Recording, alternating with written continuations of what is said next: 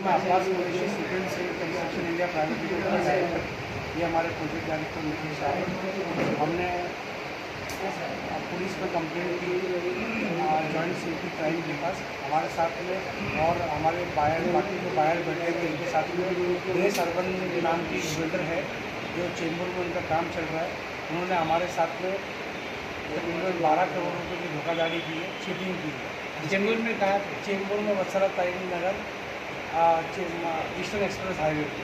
तो हमने इसके बारे में कंप्लेंट किया था 26 जुलाई 2022 को।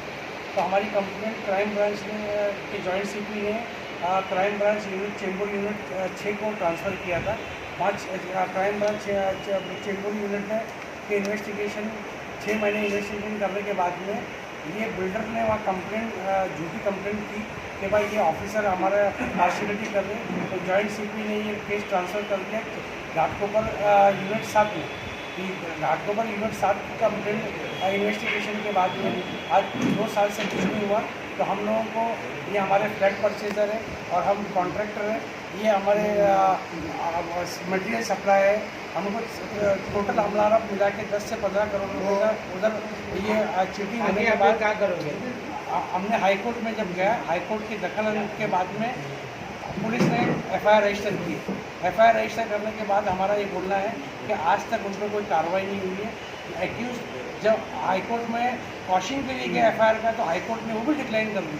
उसके बाद में भी आज तक कोई कार्रवाई नहीं हो रही है। तो हमारी पुलिस से रिक्वेस्ट है, पुलिस कमिश्नर साहब से, जॉइंट सीपी साहब से ये दरख्वास्त है कि आप हमारे पे इन पे कार्रवाई करिए और एक्शन लीजिए। ये एक्शन अगर पुलिस उनका दिखाएगी तो जाके और भी आम जनता जो वहाँ फंसे हुए 260 फ्लैट है, वहाँ कई लोगों के साथ ऐसा धोखाधड़ी हुई है, तो ये लोग सामने आएंगे। जब तक भरोसा नहीं आएगा लोगों को, कोई आगे आने को तैयार नहीं है डर के मारे। तो हमारा ये रिक्वेस्ट है कि आपके प्रेस के माध्यम से रिक्वेस्ट करिए अथॉरिटी को कि इन पर कार्रवाई की जाए। डायरेक्टर था और मैं प्रोजेक्ट डायरेक्टर था, मैं पूरा काम उधर वही मैं हैंडल कर रहा था। पर इन्होंने मतलब हमारे साथ भी चीटिंग की, डबल फ्लैट बेच के लोगों से पैसे ले लिए। पर वो पहले फ्लैट बिके हुए के पैसे उन्होंने लोगों से लिए। अशोका कंपनी को जो मॉर्गेज किया, ऑलरेडी पहले बिका हुआ फ्लैट मॉर्गेज किया इन्होंने। मतलब करीबन हमारे से लोग कस्टमर से और कंपनी से फ्लैट बिके हुए बेच के हमारे साथ डबल चीटिंग की। और उन्होंने गवर्नमेंट के साथ भी चीटिंग की, चोरी की पाइपलाइन यूज़ कर। फिर भी ना पुलिस कार्रवाई कर रही है ना कोई कार्रवाई कर रहा है। मैं फडणवीस साहब के पास, होम मिनिस्टर साहब के पास भी जाके आया। साहब ने मुझे बहुत मदद की, उन्होंने जॉइंट सीपी को कार्रवाई करने बोली, फिर भी ना पुलिस कोई एक्शन ले रही है ना कार्रवाई कर रही है। मैं अशोका बिल्डकॉन लिमिटेड में जनरल मैनेजर हूँ और मटेरियल सप्लाई के अगेंस्ट में बिल्डर ने हमको मॉर्गेज किया था फ्लैट 5 फ्लैट। तो तभी उन लोगों ने जो सर्च रिपोर्ट वगैरह दिया, तो हमने उसके ऊपर ट्रस्ट करके वही सर्च रिपोर्ट एग्री किया। बट फाइनली बाद में उन्होंने डिनाई कर दिया कि ये फ्लैट नहीं देंगे, पेमेंट नहीं देंगे। ये फिर कंप्लेंट में हम साथ में ही कंप्लेंट किए तो पता चला कि उसमें से 2 फ्लैट वो 2014 में किसी को बेच चुका है, जबकि 2017 में हमको मॉर्गेज किया। और 3 जो फ्लैट है वो एग्जिस्टेंस में नहीं है, उन्होंने डिज़ाइन और अपने लेआउट चेंज कर दिए। इसलिए आपको नहीं लगता कि अभी प्रॉब्लम ऐसा है कि हम लोगों को हमारे पास कोई इन्फ्लुएंशियल बैंकिंग नहीं है।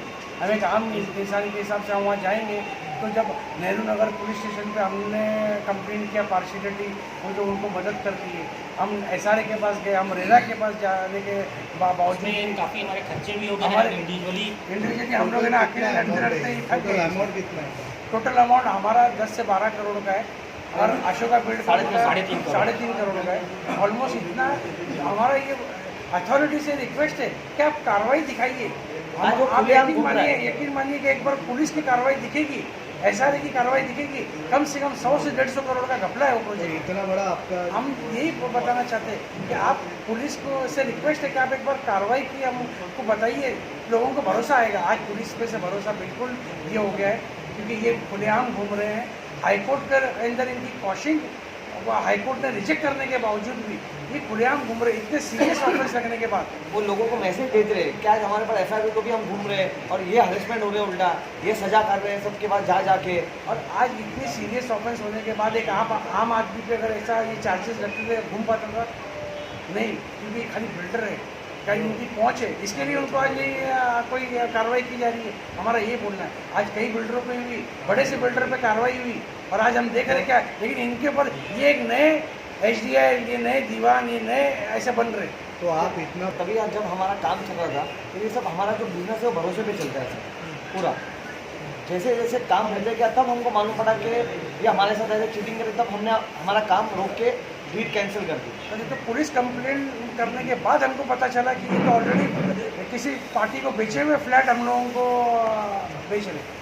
मैडम तो फ्लैट में जब बुक किया ना मैंने तो नॉर्मल एज अ कस्टमर मैंने जाके साइट पे देख के ही बुक किया था।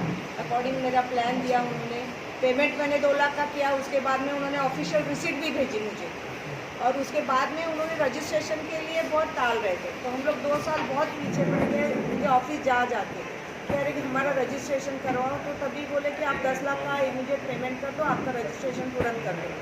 वो पेमेंट करने के बाद भी 2022 तक, 2019 को मैंने पेमेंट किया उनको वो, उसके बाद 2022 तक भी कुछ भी हलचल नहीं। उसके बाद में जब कंप्लेंट किया तो हम लोग को 4 जगह हरेसमेंट हमारा हो रहा है उल्टा कि 4 पुलिस स्टेशन में, इधर करो, इधर का हटा दिया, फिर वो पुलिस स्टेशन में जाओ।